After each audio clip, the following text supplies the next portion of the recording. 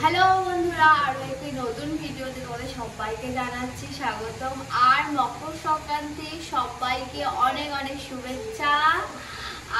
তোমরা আজকে কিন্তু এখানে আমাদের বিষ্ণুপুরের মেলা রয়েছে, কিন্তু বিষ্ণুপুরের মেলা আমাদের দক্ষিণ চব্বিশ পরগনা মানে সেকেন্ড বড় মেলা।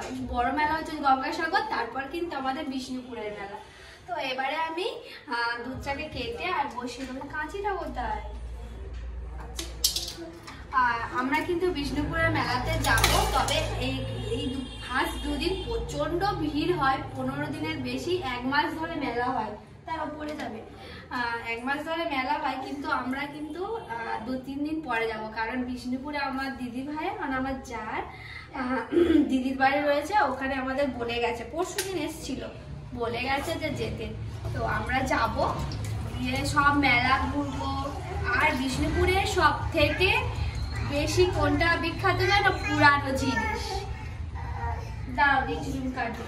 বিষ্ণুপুরের পুরানো জিনিসে কিন্তু খুব বিখ্যাত। ওখানে যত লোকেরা পুরানো ফার্নিচার কিনতে কিন্তু অনেকেই আসে, সেগুলো আবার রেডিমেড করে নেয়। তো এবারে আমি ওই দুধটা বসিয়ে দিয়েছি, আর সামান্য একটু জল দেবো, কারণ অতটা মোটা আমার মেয়ে খেতে পারবে না। এটা বড় গোল হজম করতে পারবে না। নাও কাটো।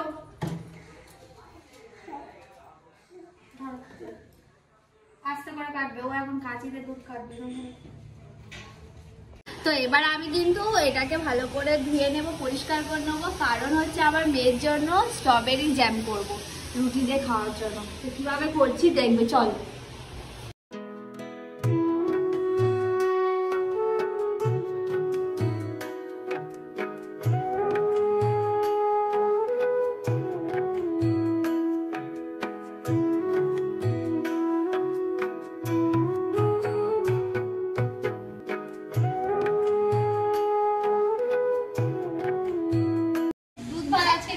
আজকে বাড়িতে নিরামিষ হয়েছে, অন্য কিছু হয়নি, ফুলকপি আর তরকারি দিচ্ছি। আর দেখে চিনি খেয়ে ফেলেছে অতটা। আর আমাদের এই সামনে গঙ্গাতে খিচুড়ি রান্না হচ্ছে, তো আমাদের বন্ধু রয়েছে, তারা দেবে, তো ওই জন্য আর শুধু ফুলকপি আর তরকারি আর ভাজাভুজি করেছি।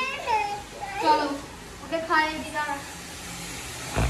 বসে বসে মেয়েকে খাওয়াচ্ছি। মেয়েকে খাওয়ানো মানেই তো একটা মানে ঝামেলা বলতে পারো, একটা যুদ্ধ বলতে গেলে, একটা বিশ্বযুদ্ধ জয় করা।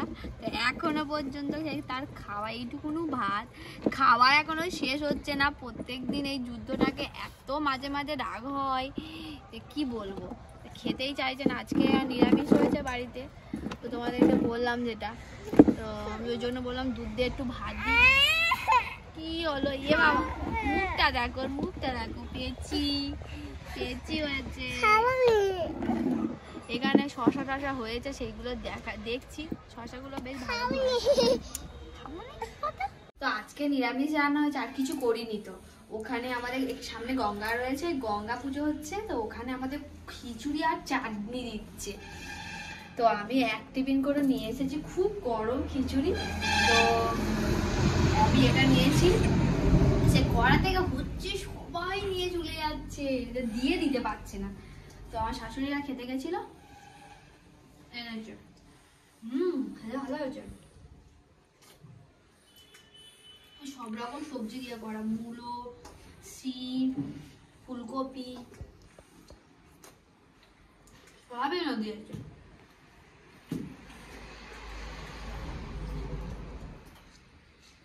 তোমরা কি কেউ গঙ্গা চানা ভোগ খেয়েছো কোনোদিন? যে কমেন্ট করে কিন্তু জানিও।